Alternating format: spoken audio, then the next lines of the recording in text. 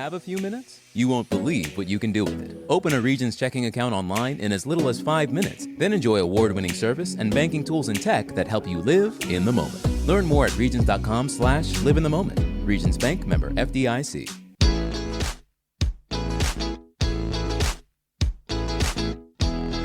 Broadcasting live from the Subaru of Gwinnett studio in the Gas South Convention Center, it's time for Gwinnett Business Radio. Gwinnett Business Radio is presented by Regions Bank, member FDIC.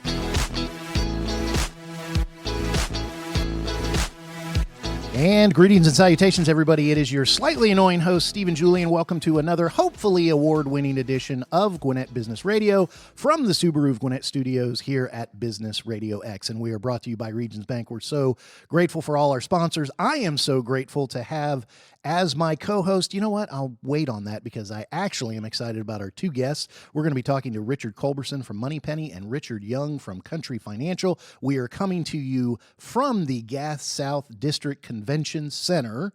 And now I'm going to bring in my co-host because I think I covered everything.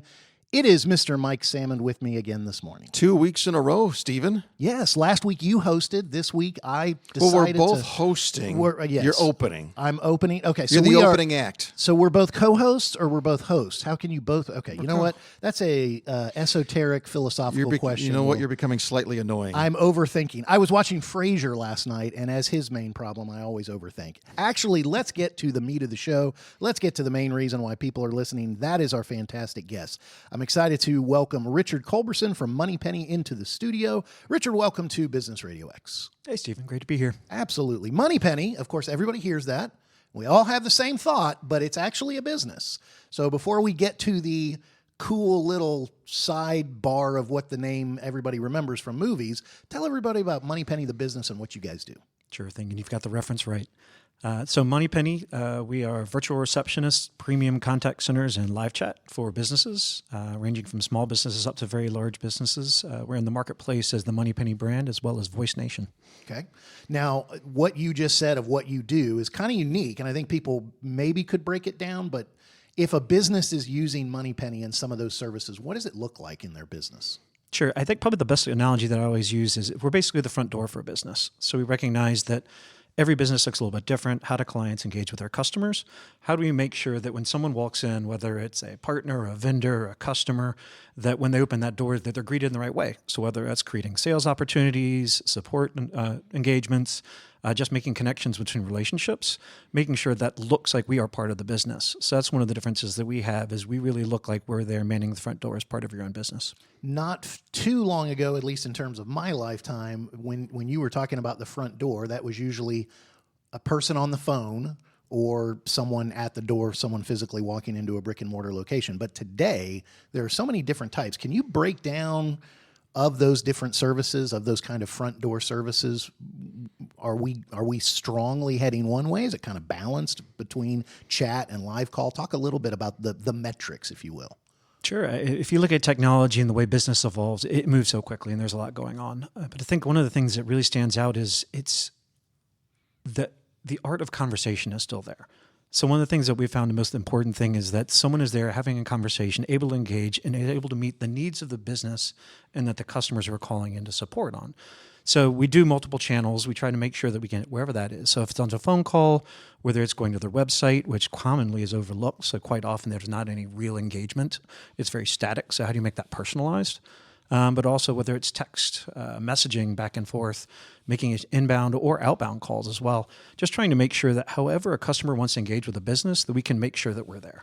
I think one of the things that business leaders that might be listening, I definitely pick up when you say static. So somebody has a website and there's no real interaction or is not a good interaction. I think the other side of that spectrum might be people start hearing this and go, well, I don't want to inundate because I think we all have an experience of a bad experience of they just won't stop texting me. They won't stop, they just flood you.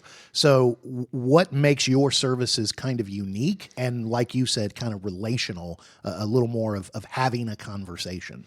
Sure. And it does all start with the people. Ultimately, it's a people business. So we say that quite often, but if you look at who answers the phone, it's a person. So how do we make sure that person understands the business, has a tone and a tenor that people want to engage with? So it's kind of a mix. We start with hiring the best people and making sure they're trained and they understand the sectors they're supporting. So if you're a legal firm, when someone calls in, we understand what a case number is. We understand why somebody might be calling in. We make that really a personal touch. And we support the people by technology. That's the thing you ultimately have to play with as well. We have our own in-house developed platform, because we realize that there's no one really that does this well. So how do we make sure that if you want a very scripted interaction, we can do that. We can get exactly the information you want. If you want more personalized when someone comes in to talk to your business, we can make that as loose and fluid as you'd like. So we try to make sure that we tailor to the business, the needs of the business and the customers they're serving. Our guest is Richard Culberson. He's the CEO North America for Moneypenny, and you're listening to Gwinnett Business Radio. Richard, I first heard about Moneypenny maybe, 3-4 years ago when you opened up the North American offices right here down the street on Sugarloaf Parkway in Duluth, Georgia. The growth since then has been phenomenal. Talk a little bit about maybe the secret to your success and why you're finding that more and more people are seeking your services. Sure. Very proud to be part of Gwinnett County, and we've really seen great success throughout Sugarloaf, so it's great to be part of the community as part of that as well. Really, I'll repeat the same fact. It comes down to people. We've been really, and I've been, obviously the most important thing is finding that talent, nurturing, and make sure to stay with the company. I've been amazed at how well we've been able to do that, and we really think that's a big piece of the culture. We built our office here out in the pandemic. And we've tried to make sure that it doesn't look like a standard contact center where people are just kind of moving around through a warehouse. It's personalized. We have a section called the middle that looks like you're literally in the UK office that we have. It's built out. It's personal. There's food available. People come in and out. There's chat. There's community. We really try to foster that to make sure that people are tied in and engaged. And you started the U.S. branch, and Moneypenny does start in the U.K., kind of started in the U.K. Is there any significant differences in how they kind of run things in the U.K.? Maybe it's cultural. Maybe they've got different access to different things. I don't know, so I'm showing my ignorance in a way. But is there anything different, or are the businesses basically kind of run the same across the pond? Similarities. I think probably most importantly, so in the UK, we are the market leader. So we've been in place since 2000 as a brother-sister combination that came and saw that the market wasn't being served to make sure there was this personalized interaction. So the business there has grown tremendously and is now the market leader. We are still growing, for a lot more early in our maturity curve, if you will, but very pleased to be able to serve across all those sectors. And to be able to grow. So we try to build off of the back of the strengths of that, where there are common best practices, but we know that the needs of U.S. customers are different. So how do we make sure that we're speaking in a tone and interacting with customers in a way that they like to? So it's actually been an interesting learning experience for me. So as you look at some of the English and the Welsh background and how they engage with their clients, there are some differences in the way that our customers want us to engage their customers. So we try to build off the back and the strengths of it, but then also probably it's kind of the 80-20 rule. 80% to building off where the strengths are, but 20% making sure that we're doing everything that fits to have that personalized service we talked about. Stephen, you mentioned across the pond. I don't know if you know this, but Moneypenny is located and based in Wrexham, Wales. Now, up until a year and a half ago, most of us, including myself, never heard of Wrexham. Now Wrexham it's off the map. Do you know why? Yes, because of the Ryan Reynolds and his friend buying the football team, and they're doing a show about it. Yeah, and it's been funny because I've watched that series. I've seen the Moneypenny signage in the background, and to find out that they're based there. And Richard and I were talking before you got here, before the show. There's some connections there between the Wrexham football and Moneypenny. Talk about that, and talk about how it's affected the company and how it's affected Wrexham. It's an amazing story. Sure. It's just wild when you look about it. So I've been learning a lot about Wrexham. Actually, I was out there. I flew back into the States yesterday. I was out there all week last week, just enjoying the Welsh countryside and the country out there. It's a beautiful country and it's a beautiful town. But if you look at the background, the show's fascinating. So Rob and Ryan buying the club. Actually, some of our finance directors are the ones that sold them. So the town used to own the club. So they came in, and there's a great tide with the football club that we have. And what it's done for that town is tremendous. There's a passion that it's just hard to imagine if you haven't seen it. So we're excited about it. So all through July, the club is actually in the States. So coming through to North Carolina, San Diego, and Philadelphia. So we're definitely going to make the most of it, come out there, see the club, and they're playing other Premier Leagues, Chelsea and Man U. So it's been it's a learning experience for me. I'm learning about offsides and making sure I know. And relegation and all that? Yes. Because it's like if the Braves played really bad, they moved to AAA. Right. But in this case, Wrexham actually has moved up in the last year. Yeah, that was huge. Just So after the recently. first season of the show was really about the football club and coming together and investing in the club. So the second season, not to give away any of the secrets, but they had a tremendous year and they were actually promoted up into the league. So it's a great win for the community. And you can really see that investment start to play through already. So it's been a great part of it. Speaking of investment, you've been talking in the couple of the questions we've mentioned. Obviously, with what you guys do, people is so important, and you keep saying that, and it becomes clear. And so you've also, Moneypenny, and I believe this is for here in the States. You've recently been awarded Great Places to Work status. So I'm imagining, yes, the people are a lot of the reason why it's a great place to work, but there's got to be some of the other stuff, some of the things you guys are providing them, the environment. You talked a little bit about that middle area. Talk about that award, what it means to you guys, and just kind of how you got it. Sure. No, Great Places to Work. It's fantastic. It's incredibly important because I think we're very proud of what we do internally and the culture that we've created and how we foster that, but also being recognized for that. As we need to recruit and build more talent coming in and as we're serving our clients, that's important for the people we serve too, because those people become part of their business. So how do we tie that in? And we found that you've really got close relationships. They start to know that receptionist and who's interacting with that business. They know the names. So it's incredibly important as we go. When I look at how we build, really, we've always done a good job with the big things. So we just had our summer party. It was a Western themed. There was writing a bowl, getting engaged. So we've always done that pretty well. One thing that we've really invested lately is starting to do the small things. So how do you make sure when somebody comes in there, someone says hello? We've got this office. There's this engagement that you can constantly have. So trying to make sure it's the little things are done right. And to be honest, that's where you've seen the really big lift. I think a lot of people do the big things really well from time to time. It's about, especially when a lot of our team is on calls all day long, which can be a tough day. So how do we make sure that they feel engaged and valued, and we're constantly doing the little things to help make their day a little bit better? Well, and you talked about kind of front door and first contact. That's what you guys are for businesses. And I think that can be so overlooked, or I think it can be looked down upon almost, if I may use that phrase. That's not your words, those are mine. And yet you only get one time to make a first impression. First impressions can go so far.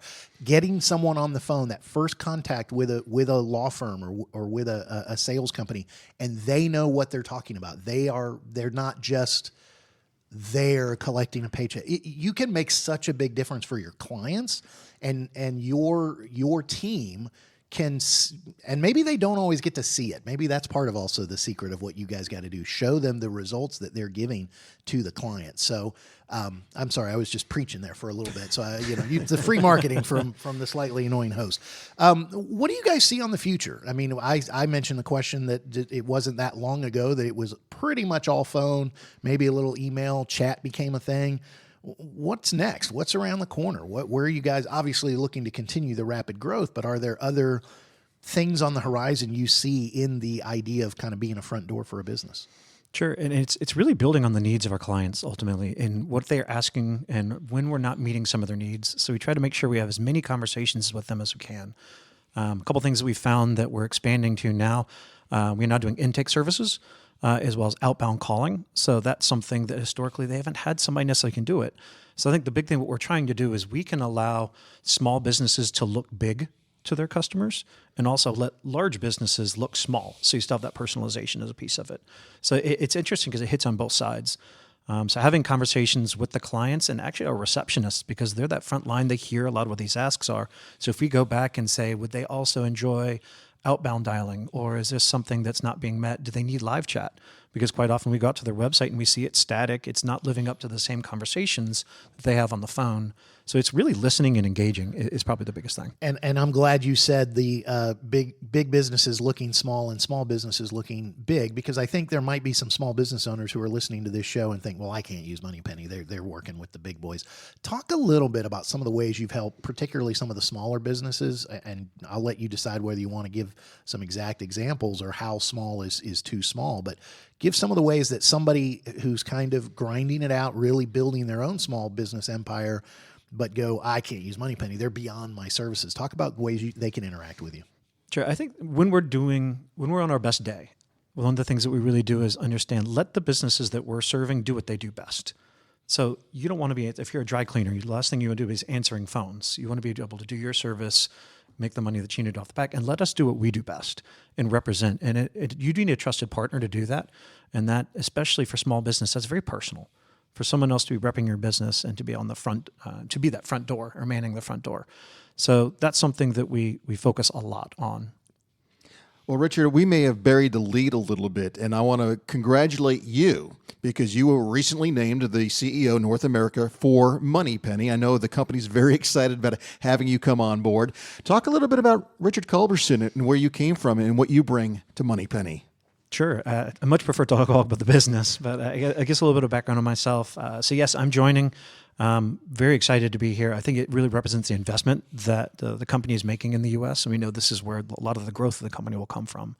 I've been in Atlanta for 22 years, I believe, at this point. I worked with some great Atlanta companies. Was with Anderson Consulting, Accenture, working with a lot of local companies. Helped open the Georgia Aquarium back in the day and a couple of fun projects like that. But then moved into one of the great companies in Atlanta with Cox Enterprises. Cox Communications, and I was in their corporate strategy team, and we stood up new businesses and scaled those over the past decade, home security, home health. So really my passion has been of how do we take a good idea, because I'm not the idea guy, and then scale that up. So how do you make sure we put the people in the right places and understand what our customer needs are as we build that out over time? So that's what I'm really excited about joining Moneypenny at this point of we've got a great idea, we've got a great business.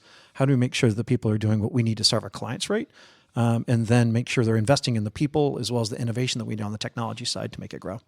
And I was just going to say what's really cool is that we are now new neighbors because with us moving into the Gas South District a couple months ago, we are literally what, 2 blocks from your office. Come on over. I will, and I will say I've been there before, Steve, and you've got to visit. It is an amazing place. Nice. Yeah. So we've both now preached the merits of Moneypenny. So I think there's only one more thing to do, and that's to get out of Richard's way. And Richard, for those businesses who have needs, for those businesses who are looking to improve the front doors of their business, if I can use your words, how do they get in touch with Moneypenny? And also, if I can add, okay, I'm sure you're also always looking for good people too. So Absolutely. For those that are also looking for maybe an opportunity, a career opportunity, where do they need to go?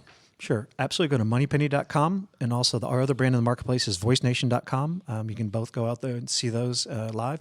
Probably one of the best things is make sure you practice what you preach. So if you go on there, you'll see our live chat will pop up in the corner. And that is actually someone sitting in our office waiting to engage. So whether that's looking at prospects, existing customers, or if you're looking for a job, we are always hiring and very excited to be serving the market. And like I said, in Gwinnett. And I know there's at least one person listening, and there's probably a few that were like, you guys talked about how it's Moneypenny and that's got to do with Bond. Clearly that the name came from Miss Moneypenny from Bond films. You'll have to, because I'm not a James Bond person. You'll have to fill me in on that. Ah, okay. Yeah. That was the secretary. That was the office administrator. And so that's it. That's the clear connection, right? She was the front door to get to M. She was really the one kind of secretly running everything and was the smartest and the wittiest and could handle Bond better than anybody else. Did I tell the story right? Is there anything that you want to add? I'm sorry. I'm No, you did a lot better than I could. I mean, but that's really, I think and my father's a big Bond fan. So when I joined the company, we were just talking a lot about it. And it's, if you look at what she does, I think that's the most important thing is she is really running the show behind. She's that gatekeeper. She's the one who knows the business, can work backwards and forwards. I think it's a great reference and something that is really stuck and grown over time. See, I just played the dumb guy just so you could get the story out. That's all. Oh, okay. So you have actually seen Yeah, the Bond. you gave me that look. Yeah. I was, well, listen, you're a very honest man, Mike, and I thought, really? You've never seen a Bond film? So Who's your favorite James Bond? Oh, that's a sensitive question. Who's my favorite? Well, Yours. so very similar to the conversation of who's everybody's favorite Saturday Night Live group. I think everybody's favorite James Bond is the James Bond who is James Bond while you were, especially in your formative years, kind of teenage years. Yes. So that was Roger Moore for me. I grew up watching Roger Moore. And now that I'm older and wiser, I'm like, okay, I can see why people wouldn't think he's the best, but he's my favorite because of all the cool gadgets and because of the wittiness and the smugness. And he brought a little bit more humor to Bond than the others. That's mine. What about you? I want to know Richard's. Oh, okay. It's hard to beat Sean Connery. Yeah, I mean, at the end of the day, I'd love to say Exactly. Daniel Craig. A lot of done. It's been a lot of differences, but it's hard to beat Sean Connery. Yeah, I'd go Sean. Totally agree. Just because as a kid, when I introduced to the Bond, it was Sean Connery. Right. So that shows our ages. But again, I anybody's answer to that, if you ask who's your favorite, then there's no wrong answer, except Timothy Dalton. Roger Moore is right up there, though. Yeah, Timothy Dalton's Shake the it, only not wrong answer. So, by the way, if anyone hasn't seen the documentary about George Lazenby, fascinating documentary about, and his Bond was the most popular Bond in the movie theaters of all time up to that point. I mean, he beat all of Connery's. It's fascinating. So anyway, sorry. Richard Culberson, CEO North America Moneypenny. Thank you so much for being here today. Nice to meet you, Richard. Thanks for having me, guys. Absolutely. All right. Before we get to our next guest, I do want to remind everybody that Business Radio X, or Gwinnett Business Radio on Business Radio X, does come to you from the Subaru of Gwinnett Studios. Love is what makes a Subaru a Subaru. Everyone can enjoy big savings and a hassle-free experience at Subaru of Gwinnett. Go see their new place. Go see their awesome new lot where they have real people selling cars. Visit SubaruofGwinnett.com and join their family today, or come in and see the difference. If you're already a Subaruist, then check out their Facebook page and all their social media pages for the latest news, offers, and community events. All right, enough talking to Richard. Let's talk to Richard now. Let's talk to Richard. All right. So we are thrilled and excited to also have, and especially have, Richard Young from Country Financial in the studios. Richard, welcome to Gwinnett Business Radio. Thanks for having me. Absolutely. So Country Financial. Wait a minute. Who's your favorite James Bond? Yeah. Sean Connery, of course. All right. Hard to beat the classic. Again, I don't disagree. Richard, you were with Country Financial. You are a financial advisor. Tell us a little bit about what you do, where your office is, and how you help people. So my office is located in Winder, Georgia. But one of the things that we love to do in my office is actually going back to having the great conversation and personalization of things.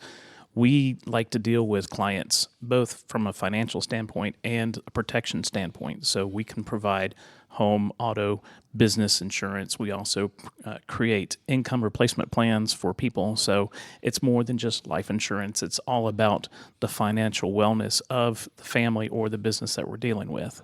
So Country Financial is a national organization. You are running one particular office, but I'm sure your clients are not just located in Winder. So in these conversations, is it something that's limited to geography? Or if anyone is listening or someone in the metro area, talk a little bit about how you engage with your clients face-to-face or over Zoom or all the different ways you meet with them. That's a great question. I mean, we do a lot of web type of interaction between clients through either something like Zoom or Teams meeting or something like that. We also do in-house, in-office meetings, and sometimes we'll even go out to the place of business to help with the clients as far as their insurance needs. Because, as an underwriter in the field, we have to look at the things that are going on with those businesses, so we can make some suggestions on some things that may not be covered currently, because that's the worst thing you can do is have a claim and find out that you have no coverage for that.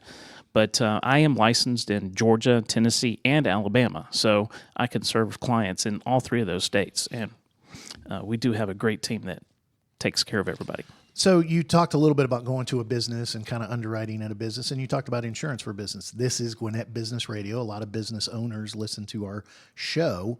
What are some of the more common mistakes that business owners make in terms of their financial plan, in terms of their financial protection, as you said, so around investments and insurance? What not to throw anyone under the bus, but more just kind of talk generally about business owners. They are so focused on running their business and keeping their business afloat, which is rule number one, right? But what are some of the other rules they need to maybe pay attention to? Well, I see a lot of people that they just don't understand the type of coverages they have in their policies. So each business is unique in their particular needs. So we may see, okay, their liability limits are really, really low, especially if they have like a commercial auto. I had an example of a client that came to me and they just had $25,000 in liability insurance for a commercial auto policy. And we know these days that doesn't even buy a brand new car or even a used car. So we had to do some education and let them know, hey, this is what's at risk. You're putting your business at risk by not carrying the proper liability coverage. Let's take care of that.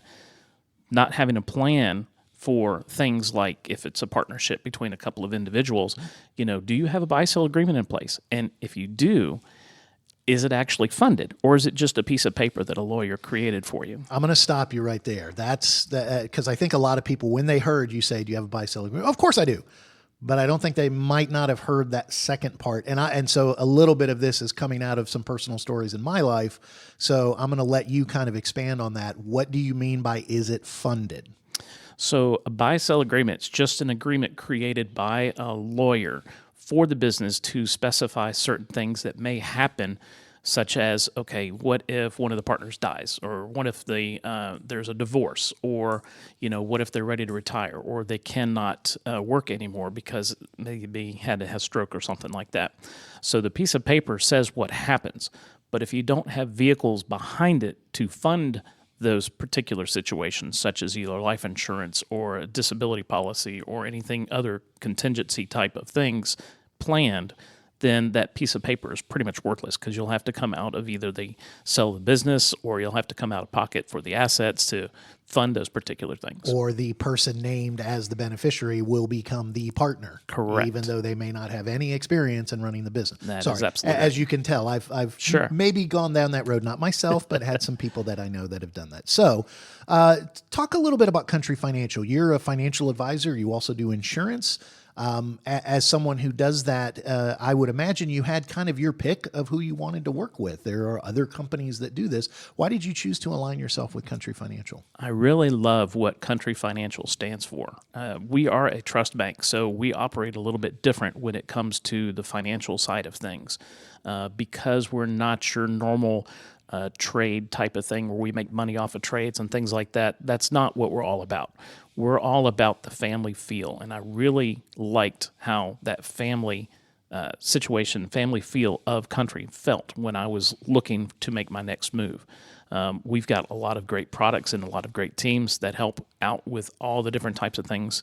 So not only do I do the financial side of things, but we also do the insurance side of things. So I'd love the ability to be able to help in all aspects of what my clients need. So when you talk about the different teams that you're working with, because I think somebody might be listening to this and think, man, he does insurance, he does business insurance, personal insurance, life insurance, disability, he also does financial. Is that too much for Richard? When you're talking about your teams, you are part of a team that can kind of help if there are things that maybe you're not a specialist in. And I guess I'll circle back around to kind of ask, because I know when someone hears the word financial advisor, one of the first things they want to ask is, well, what licenses do you hold? So what are some of the certifications you have that you can bring to bear, and maybe that your team has behind you that helps in that area?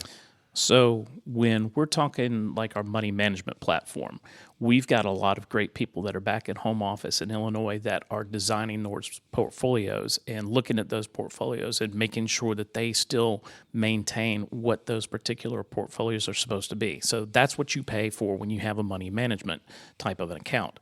When it comes to the other types of things, we have an advanced market team that we can work with to create a plan. And if necessary, we also have certified financial planners that can come out with us to the client and help with those particular plans. You talk about trust, being a trust bank. Obviously, there's a lot of trust behind there and a lot of good members of your team. So I asked about kind of business owners that are, and Mike, jump in anytime here. I was wondering if you're going to let me ask a question here or well, there. you just keep sitting there staring, so let me get out of your way. Well, what do you want me to do? Start dancing over here?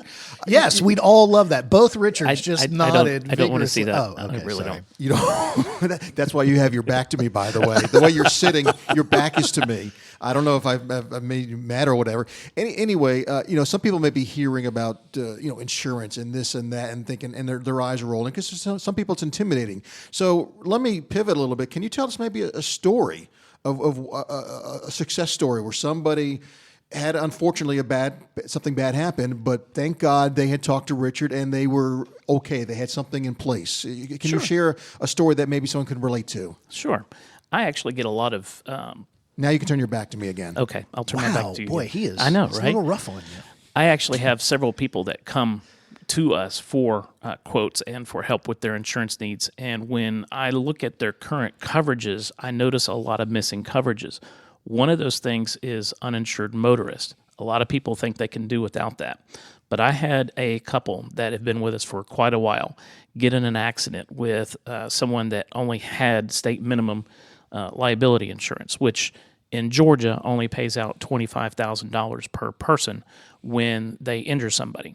Well, this particular couple was a husband and wife in their 60s. They ended up having over $100,000 worth of medical expenses each. So if they did not have that type of coverage on their auto policy for their uninsured motorist, they would have had to come out of pocket for all their medical expenses. But as it was, we were able to give them a $100,000 check each to go towards their medical expenses and make them whole.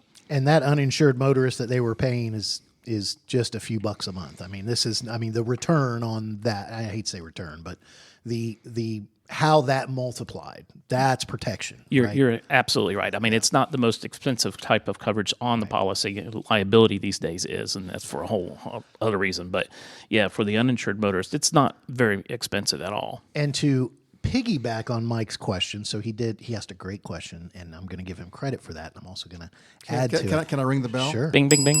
You control the bell, man. You've never let me control the bell. So, but his point is, when people think about insurance, I think he said, they roll their eyes, or people can get a little bored of it. Or I think also they might think, man, people who do insurance, all they're doing is just trying to sell me as many policies as they possibly can. So you've been doing this a little while. How do you balance making sure you're trying to cover their needs without making it seem, without overselling, if I may use that word? Yeah, that's a great word to use. And, we try to educate our clients and then let them make the decision.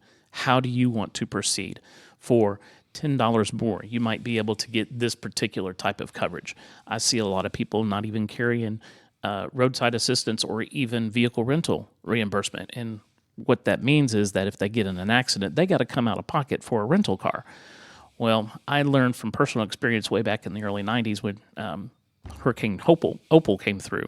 I did not have that particular coverage, and it cost me like $900 while my car was in the shop for a month. So I have never been without that particular coverage, and I preach that. If you had a good insurance agent, that would not have happened to Exactly. you. Exactly. Yeah. And it really is that. And so I like what you said. It's a relational conversation of, for only this much more, you could cover this particular instance. And I will say it as someone outside your industry to an extent.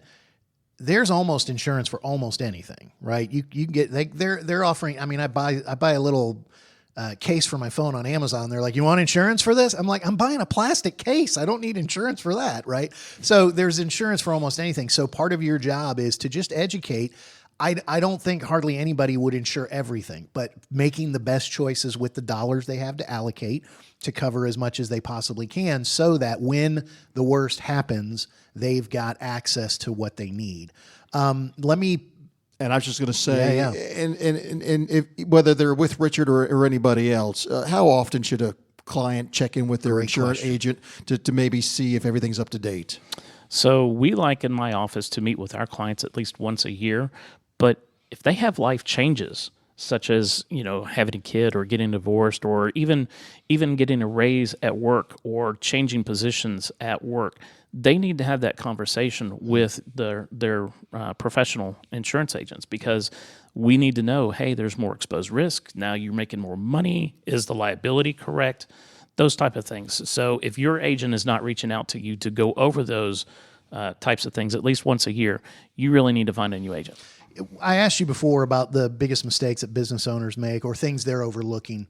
Let's talk personally, and especially about insurance. I kind of have an answer in the back of my head. Is life insurance one of the biggest areas where people are not doing what they should be doing? I mean, I would imagine almost anybody under a particular age should have at least some kind of life insurance, especially if they have a spouse and have kids and have people that they want to protect. Is that a need you see, where you see a lot of people who either don't have any or have barely any life insurance? I see a lot of people that are just making their primary life insurance coverage the type that get through work. Mm-hmm. So, and I always tell my clients, that's great that you're taking advantage of that benefit, but that should just be icing on the cake. It should not be the one, because what happens if you end up having a short-term disability and are out longer than 90 days? Guess what happens? You're no longer a full-time employee, so that benefit could potentially go away. So I always advise my clients, let's look at this. Let's look at the type of coverage, because every individual's situation is unique. So how much do they need? No idea until we actually meet with the particular client and sit down and see what their needs are. But a lot of people forget about a lot of the things, such as replacing income. So, they may say, I just need $100,000 or I need $150,000. Well, maybe not. Let's really take a look and do a deep dive. And 9 times out of 10, that number is way, way off. So we try to come up with a solution for them that doesn't break their budget, but still make sure that they can maintain the lifestyle that they had should something happen to one of the people in the household. Individuals listening to this, and especially business owners, it sounds like what they need to do is call, email, check your website, and set up I'm assuming, initial free consultation. No, you're not going to charge for your time. I mean, you should. It's Come on, worth I it. charge $1,000 an hour. There you go. No, You've heard it here I'm first. I'm just kidding. So consultations are free, and at least, and like Mike said, if their current insurance person is not reaching out to them and hasn't reached out in years. I didn't say that. Richard said that. Yeah, Rich, you're welcome to do a review of their policies. Right. How do people get in touch with you and Country Financial? So they can go to my website at richardyoungagency.com, or they can call the office at 770-867-6562.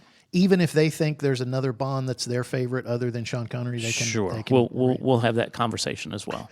So the richardyoungagency.com and the phone number 770-867-6562. Richard Young from Country Financial, thank you so much for being here. Thank you for having me. Absolutely. Man, we started with bond and you ended with bond. You see that? Nice tie-in. Yeah, that you was you good. closed it And up I nice. almost shut you out entirely of an interview. I apologize for that. Mike, before we get out of here, Some people would say that's an upgrade for the show, but we won't go there. I would not be one of those people. I do want to remind everybody that Gwinnett Business Radio is brought to you by Regions Bank. They are here to help your business's financial future stay on track. Regions Commercial Banking has a team of experienced bankers in Gwinnett who can guide you in all areas of growth. Get the resources you need so every step can move you closer to your business goals. To learn more, visit regions.com/commercial-banking. Regions Bank, member FDIC. Thank you again, Richard Young, Country Financial advisor there, and Richard Culberson, CEO North America for Moneypenny, for joining us on the show. See, you let me open, but you closed. That was so well. I'm just trying to get my words, and I'm paid by the word, by the way. Yeah, and I want to remind everybody that What? Got to bring in the big guns to do the closing. Wow. Thank you, Richard. See, he saved himself from you pointing out, and he didn't have his back turned to you. He was just pivoted in his chair a little bit.